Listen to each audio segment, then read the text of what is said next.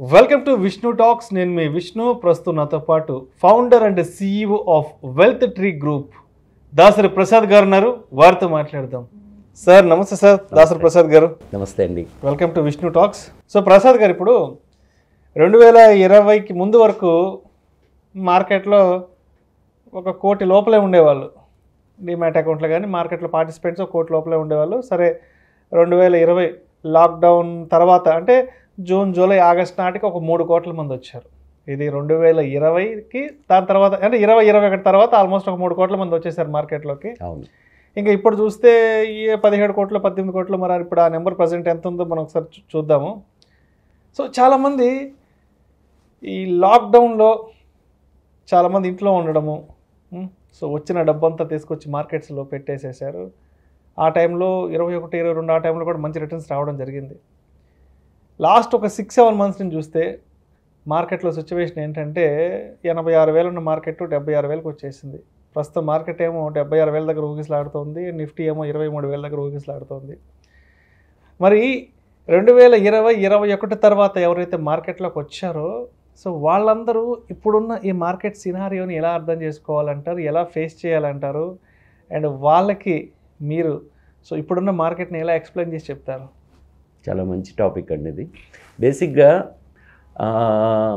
అసలు ఇండియాలో markets fall అనేది ఎప్పుడెప్పుడైనాయి, ఆ తర్వాత ఏమైనది, ఈ అవగాహన అనేది చాలామందికి లేదు. సో 2021లో మీరన్నట్టు ప్రతి ఒక్కళ్ళు almost retail participation is improved by more than 15%. అంటే 32% రిటైల్ పార్టిసిపేషన్, 46-47% రిటైల్ పార్టిసిపేషన్ పెరిగింది.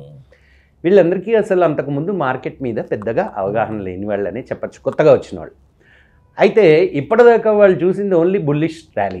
అంటే ఏంటంటే సింపుల్ ఎగ్జాంపుల్ చెప్పాలంటే వాళ్ళ ఎక్స్పెక్టేషన్స్ ఎట్లా ఉన్నాయంటే మినిమం 100% రాకపోతే ఇన్వెస్ట్ చేయడం ఎందుకు అనే లెవెల్కి వెళ్ళిపోయారు. కానీ మార్కెట్లో ఆ రియలిస్టిక్ ఎక్స్పెక్టేషన్స్ ఏంటి, అసలు మార్కెట్స్ ఎట్లా మూవ్ అవుతాయి అన్న తర్వాత ఏం జరిగింది అనేది తెలుసుకుంటే ఇప్పుడు అంత ప్యానిక్ అవ్వాల్సిన అవసరం లేదనే చెప్పాలి. దాని గురించి కొన్ని స్టాటిస్టిక్స్ చూద్దాం. ఫర్ ఎగ్జాంపుల్, ఇన్ 2008లో ఫస్ట్ టైం నిఫ్టీ ఫాల్ అయింది. Major falls, we talk about 3-4 major falls. 2008లో నిఫ్టీ ఫాల్ అయినప్పుడు అది లెవెల్ 6,200 నుంచి 2,300 వరకు ఫాల్ అయింది.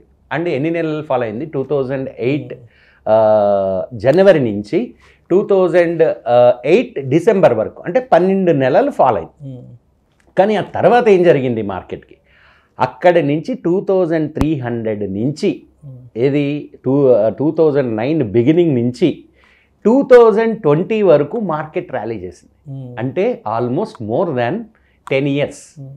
అండ్ మార్కెట్ ఎక్కడికి వెళ్ళింది? ఆల్మోస్ట్ 12,500కి వెళ్ళింది. ఎక్కడి నుంచి? 2,300. కానీ ఈ ఫాల్ ఏదైతే 6,400-300 లెవెల్ నుంచి 2,300కి వెళ్ళిందో అప్పుడు కూడా చాలామంది ప్యానిక్ అయ్యారు. అప్పుడు కూడా మార్కెట్ నుంచి చాలామంది వెళ్ళిపోయారు. స్టాక్ మార్కెట్లో లాస్లు వస్తాయని చాలామంది ఫీల్ అయ్యారు. ఇదంతా అయింది. కానీ ఆ తర్వాత ఆ 10 ఏళ్ళు మార్కెట్లో ఉన్న వాళ్ళ పరిస్థితి ఏంటి? సో అది that is the first fall. Second fall చూస్తే మీకు తెలుసు 2020లో కోవిడ్ ఫాల్. సో ఈ కోవిడ్ ఫాల్లో ఏమైంది? There is a drastic fall, very short fall వచ్చింది. సో బేసిక్గా 2020 బిగినింగ్ నుంచి జనవరి నుంచి almost 3 months market is collapse. 12,500 level నుంచి 7,500 లెవెల్స్కి వచ్చింది. జనవరి, ఫిబ్రవరి నుంచి కోవిడ్కి సంబంధించిన న్యూస్ ఎక్కువ రావడం మొదలుపెట్టింది. తర్వాత మార్చి సెకండ్ వీక్లో లాక్డౌన్ అవ్వగానే so there is a sharp fall. Almost 5,000 పాయింట్లు పడింది నిఫ్టీ. అంటే 12,500 నుంచి ఆల్మోస్ట్ 7,500కి వచ్చింది. 7,500 అది ఎప్పుడు? ఆల్మోస్ట్ 3 months, అంటే 4th month 5th month తర్వాత, అంటే జూన్ జూలై తర్వాత అగైన్ మార్కెట్ స్టార్టెడ్ ర్యాలీయింగ్. ఈసారి అది 12,500 కూడా బ్రేక్ అయ్యి 18,500 వరకు వెళ్ళింది. సో ఆ డేట్స్ చూస్తే almost it is 2021 September. So 2021 సెప్టెంబర్కి మార్కెట్ ఏంటి 7,500 నుంచి 18,500 అయింది. అంటే మళ్ళీ ఇంకొక 10,000 పాయింట్లు ర్యాలీ. ఇందాక నేను చెప్పిన 2009 నుంచి 2019కి 10,000 పాయింట్లు ర్యాలీ చేస్తే మళ్ళీ 2020 నుంచి కేవలం 1 yearలో ఆల్మోస్ట్ కేవలం వన్ ఇయర్ లోపలే ఆల్మోస్ట్ 10,000 పాయింట్స్ ర్యాలీ చేసింది. సరే, ఇంకొక ఫాల్ గురించి కూడా మాట్లాడుకుంటే తర్వాత జరిగింది రష్యన్ ఫాల్. రష్యన్ వార్ వచ్చినప్పుడు అది పెద్దగా ఫాల్ అని మనం చెప్పలేం, కానీ అది ఆల్మోస్ట్ 18,500 లెవెల్ నుంచి 15,000 లెవెల్స్కి వచ్చింది. అండ్ అక్కడి నుంచి మళ్ళీ స్టార్ట్ చేస్తే 15,000 నుంచి 26,400 వరకు వెళ్ళింది. ఇప్పుడు ఏమైంది, 26,400 నుంచి 23,000కి వచ్చింది. సో దీన్ని బట్టి ఇన్వెస్టర్లు అర్థం చేసుకోవాల్సింది ఏంటంటే, ఎప్పుడు యాక్చువల్గా స్టాక్ మార్కెట్లో డబ్బులు వచ్చినాయి జనాలకి 26,000లో కొన్నప్పుడు వచ్చినాయా, లేదా పీక్లో 18,000లో కొన్నప్పుడు వచ్చినాయా, లేదా అంతకుముందు పీక్లో 12,500లో కొన్నప్పుడు వచ్చినాయా? రాలేదు. ఎప్పుడైతే మార్కెట్ కరెక్ట్ అయిందో అప్పుడు కొన్న వాళ్ళకే ఆల్మోస్ట్ 300%, 400% రిటర్న్స్ కూడా వచ్చినాయి. సో మీరు స్టాటిస్టిక్స్ చూస్తే ప్రతిసారి ఫాల్ అయినప్పుడు ఫస్ట్ టైం ఒక 2,500 పాయింట్స్, తర్వాత ఒక కోవిడ్ ఫాల్లో ఒక 5,000 పాయింట్స్, ఆ తర్వాత రష్యన్ వార్లో ఒక 3,000 పాయింట్స్ నిఫ్టీ వరకు చూసుకుంటే. సో ఇలా చూసుకుంటే ప్రతి ఆ కరెక్షన్ తర్వాత మినిమం 10,000 పాయింట్స్ ర్యాలీ అనేది జరిగింది. ఇప్పుడు కూడా జరగబోయేది అదే. బట్ పాయింట్ ఏంటంటే, ఎస్, ఈ పర్టిక్యులర్ ఫాల్ అప్పుడు ఆ పర్టిక్యులర్ మార్కెట్ కండిషన్ ఏంటి, అది ఎంతవరకు రావచ్చు, అండ్ ఎలా అది ఎప్పుడు రివర్స్ అవుతుంది, అండ్ ఎప్పుడు అది మళ్ళీ పైకి వెళ్తుంది అనేది ఓపిక్గా వెయిట్ చేసి stay invested in the market. That is only the way that you can make money in stock markets.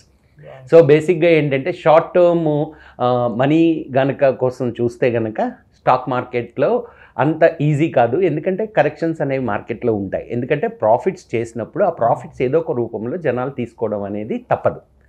అది ఒక రీజన్ వస్తుంది.